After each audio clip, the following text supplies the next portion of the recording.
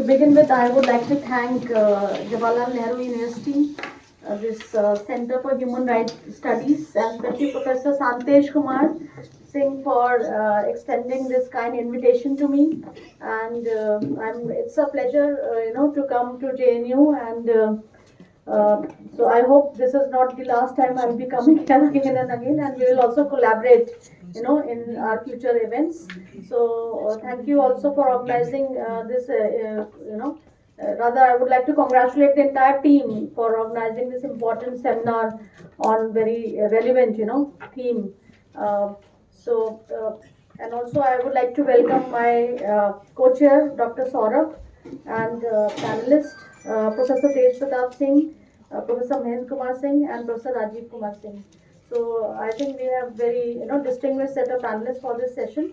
Now, before I start, invite the panelists, I would like to make some initial remarks on the theme, and I would like to start with the famous quote of Sri Aurobindo Ghosh, which really I was inspired that India of the ages is not dead, nor has she spoken her last creative word. She lives and has still something to do for herself and for human people. So I think this is a very interesting quote, and almost I would say a century before India signed the Universal Declaration of Human Rights, our freedom fighters, they were very much aware that it was not simply political independence, but also spiritual task that India had to carry out for the entire world.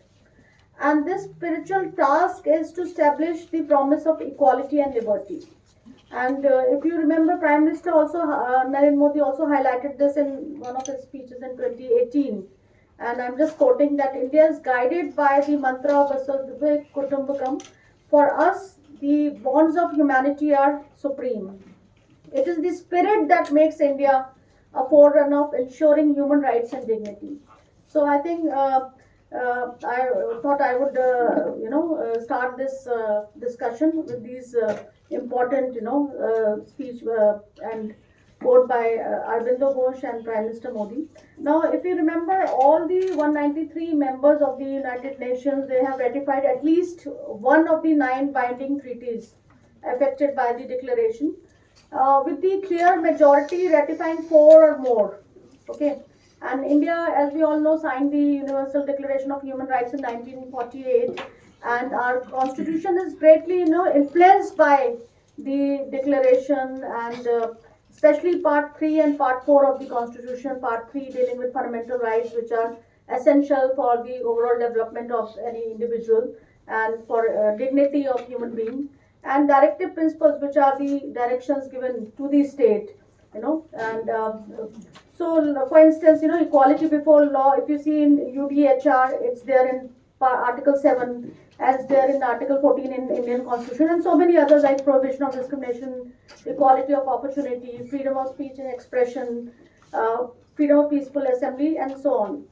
Now, over the years, you will also see there are many case laws, that have also, helped in promoting these values. Especially the Keshwananda Bharti case, 1973, which we remember for basic structure debate. But that case also, in that case, Supreme Court noted that Universal Declaration of Human Rights is not legally obligatory.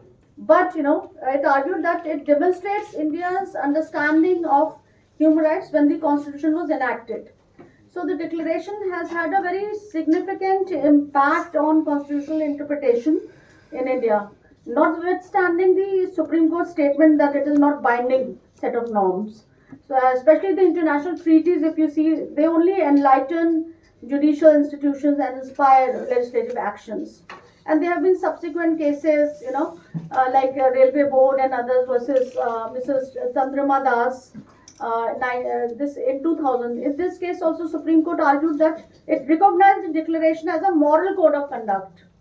Then in 1979, 27 March, India ratified International Covenant on Civil and Political Rights, and also International Covenant on Economic, Social and Cultural Rights.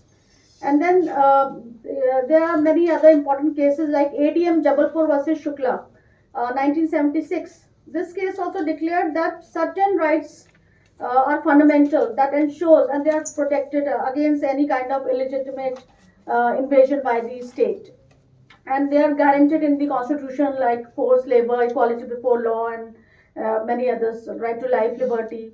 So the human rights include, economic, social, and cultural rights.